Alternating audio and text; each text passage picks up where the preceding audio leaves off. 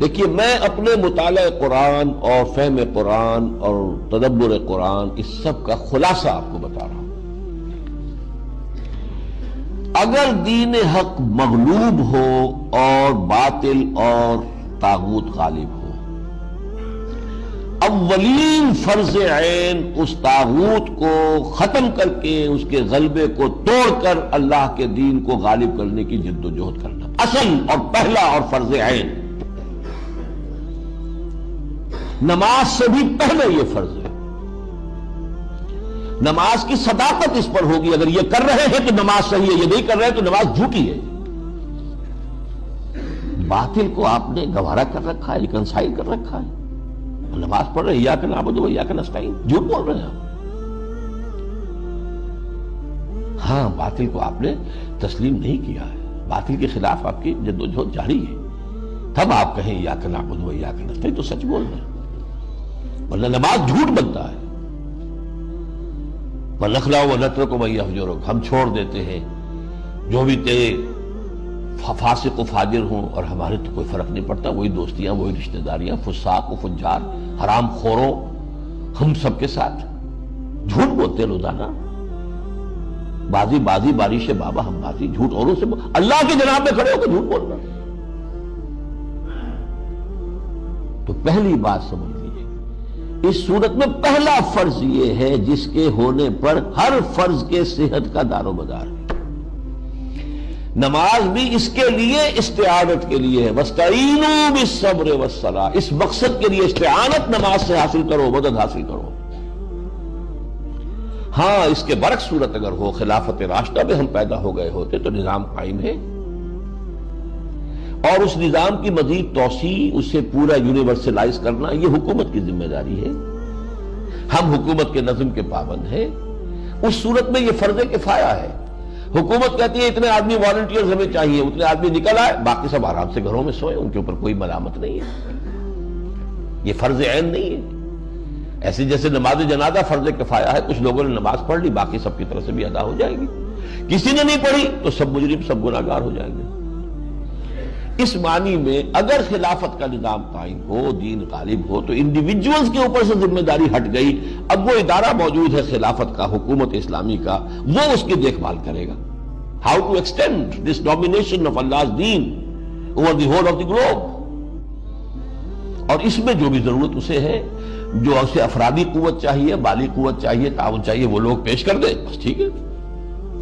لیکن جب صورت یہ نہیں ہے، باطل کے غلبے میں آپ رہ رہے ہیں، تو اقامت دین کی جد و جہد اولین فرض عین ہے۔ یعنی نمبر ایک، اضافی نیکی نہ سمجھیے اس کو،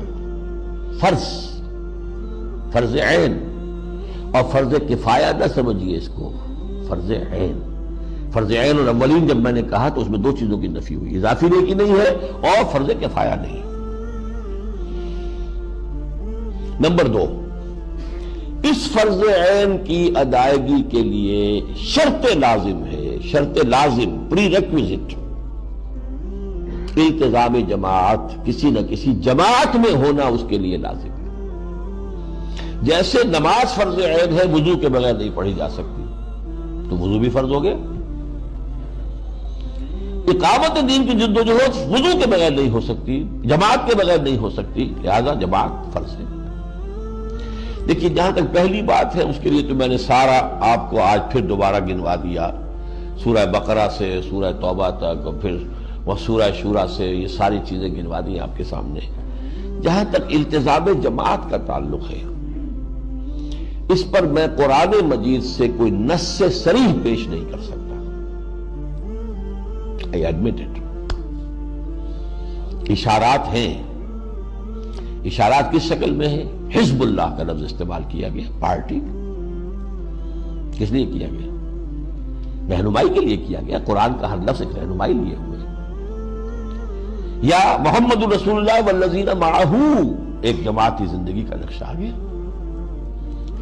یا سورہ صف میں ہم نے آج ہی پڑھا، من انصاری اللہ، کون ہے میرا مددگار، مل کر ایک جماعتی شکل بن گئی۔